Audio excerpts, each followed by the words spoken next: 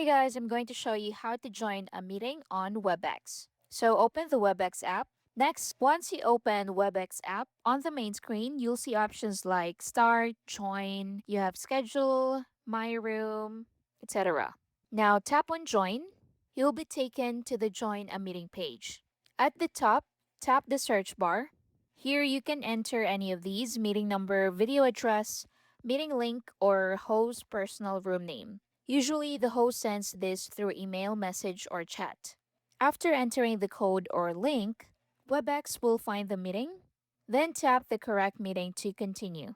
Now, before entering, Webex lets you choose to turn on camera or turn off, to mute or unmute your microphone, or to connect audio. So, adjust these depending on whether you want to be seen or heard immediately.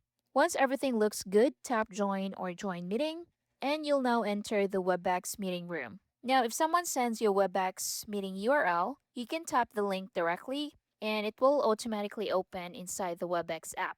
Then just tap join. So that is the fastest method.